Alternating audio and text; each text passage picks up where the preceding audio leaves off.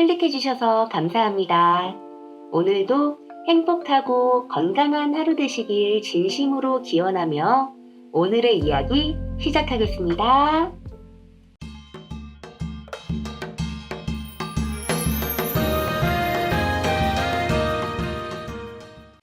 한참 후 설화산처럼 높은 격정으로 치달았던 둘의 호흡이 다시 고요하게 가라앉더니 이내 평온이 찾아왔다.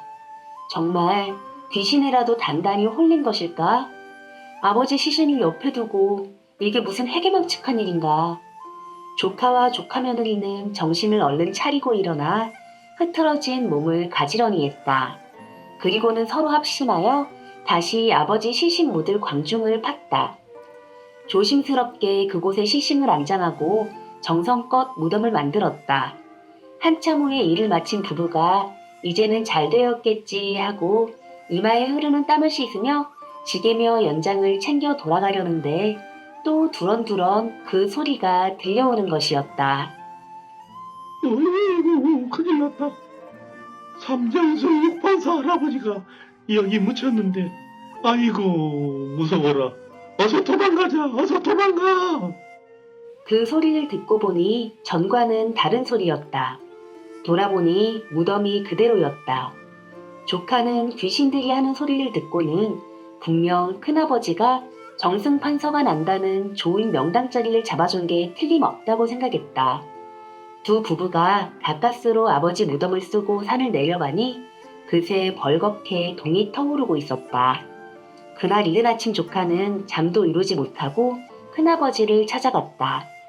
마침 큰아버지도 간밤에 조카가 제 아버지 무덤을 잘 썼는지 궁금하던 터라 그 집으로 가보려고 막 대문을 나서려는 참이었다. 큰아버지가 대문을 들어서는 조카를 보고 말했다. 어젯밤에 아버지를 내가 가르쳐준 그 자리에 잘 모셨느냐? 예, 큰아버지. 가르쳐준 대로 잘 모셨습니다. 조카가 말했다. 그래. 그런데 장사를 지낼 때 무슨 근심스러운 일은 없었느냐? 예, 큰아버지. 사실은 처음에 무덤을 쓰고 돌아오려는데 컴컴한 허공에서 웬 귀신이 더러운 것을 여기 묻어놨냐고 두런거려 돌아보니 무덤을 파헤치고는 시신을 끌어내 놓아버렸더군요. 다시 무덤을 쓰느라 아주 고생을 했습니다. 조카는 큰아버지에게 간밤에 겪었던 일을 숨김없이 말했다. 그러면서 두 내외가 함께 거기서 서로 끌어안고 동침한 이야기까지 했다. 그래, 바로 그것이다. 그래서 내가 너희 두 내외만 보내고 가지 않았던 것이다. 만약 그곳에서 너희들이 동침하지 않았다면 그 터를 지키는 귀신들의 방해 때문에 그 자리에 절대로 무덤을 쓸 수 없었을 것이다. 너희 네가 그 자리에서 동침을 함으로써 정승판서 될 인물이 바로 잉태되어 비로소 그들이 그 터를 내주고 도망간 것이니라. 그 묘자리에 그런 엄청난 비밀이 숨어 있었나요? 큰아버지의 말을 들은 조카는 놀라 한동안 벌어진 입을 닫지 못했다. 잠시 후 조카가 말을 이었다. 큰아버지, 이제 약조대로 저희 집으로 옮기셔야지요. 저희들이 이 집에서 살겠습니다. 그래, 그렇지. 그러나 그럴 필요 없다. 나는 다만 조카가 정승 판서가 나올 그런 큰 자리를 차지할 만한 사내로서 큰 배짱이 있는지 그만큼 마음이 큰 사람인지 알아보고 싶었을 뿐이었다. 내 사주팔자는 본시 누구도 보지 못하는 저 천지의 은밀한 일은 훤히 꿰뚫어보고 알 수 있어도 재물복도 없고 자식복도 없다. 나는 이 오두막집이면 족하다. 어서 가거라. 큰아버지의 말을 들은 조카는 그만 더 이상 할 말을 잃어버렸다. 생각해보라. 만약 그 조카가 좋은 명당자리를 잡아줄 테니 전 재산을 모두 달라고 약조를 하라고 했던 큰아버지의 말을 듣고 조금이라도 머뭇거렸다면 어떻게 되었을까? 아마도 그런 좋은 명당 자리를 절대로 가르쳐주지 않았을 것임에 틀림없다. 죽은 아버지를 좋은 명당을 찾아 장사를 지내는 어찌 보면 효도와 관련한 일에 더구나 자식도 재산도 없는 가난한 큰아버지가 그 조건으로 제시한 전 재산을 내놓지 못할 만큼 자기 코앞에 물질적 이익에다 빠진 욕심 많은 옹졸한 자라고 한다면 큰아버지는 자기 조카가 정승판서가 나올 그런 좋은 명당 자리를 가질 만한 위인은 도무지 아니라고 생각했을 것이기 때문이다. 눈앞에 재물에나 눈이 멀어 탐욕에 깊이 빠진 사특하고 엉큼한 가지 끝에 천하를 바로 경영할 빛나는 큰 열매가 맺힌다는 것은 도무지 불가능한 일이었다.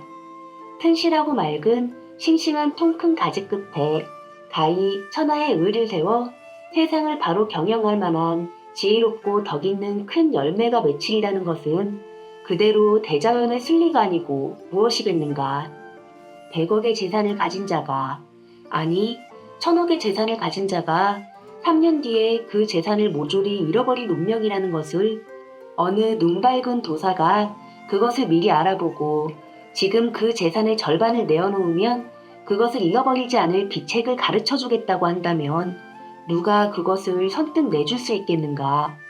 3년 뒤를 정확히 예측할 인간이 없을 것이기에 그렇기도 하겠지만 그렇다고 하더라도 그 말을 믿고 그것을 사심없이 내주기는 인간으로서 그리 쉬운 일은 절대로 아닌 것이다.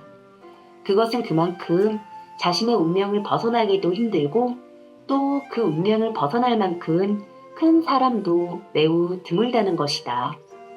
돈과 출세에만 온통 미쳐 돌아가는 요즘을 보면 참으로 그릇도 되지 않고 인품도 되지 않는 저열한 인간들이 제 탐욕만으로 공부 1등이네, 인류대학 출신이네, 유학박사네, 고시 합격이네, 국회의원 시장군수 당선이네, 장차관이네, 고관대장이네 뭐네 하며 하찮은 잔재주 몇 가지를 익혀 주제넘게 커다란 자리를 꿰차고 도시고 까불고 앉아 온갖 악행을 일삼으며 나 잘났다고 되는 대로 거들먹거리면서 하는 짓은 저 무지렁이 시정 잡배들도 하지 않는 천하의 못된 짓만 골라서 종일토록 일삼고 있다면 이는 참으로 우스운 일이 아닐 수 없다.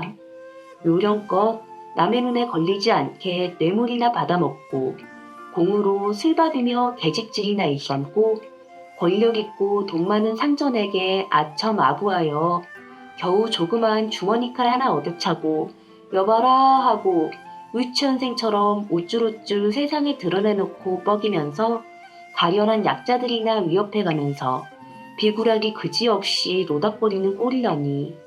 거기에다 힘없는 사람들이나 잡아 족치고 감시하며 헛기침하는 꼴을 보면 당장 쳐 죽여도 시원찮을 명락없이 저 추악한 시정 잣대보다도 못한 인간 쓰레기가 아니고 무엇이랴.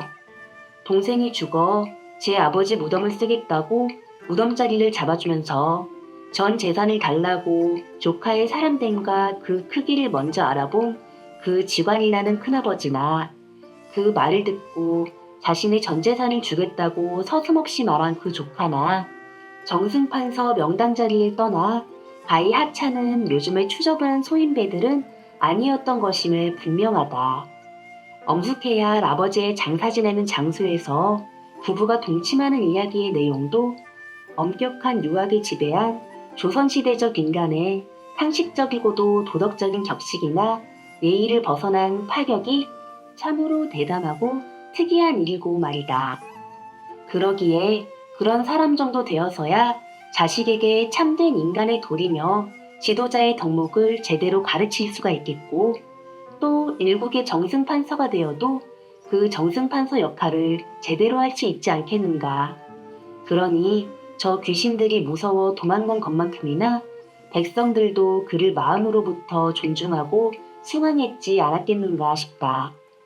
그 자리에 무덤을 쓴 날 아이를 갖게 된 조카 며느리는 큰아버지의 예언처럼 10달 뒤에 아들을 낳았고 그 아들이 커서 훗날 정승판서가 되었다고 한다.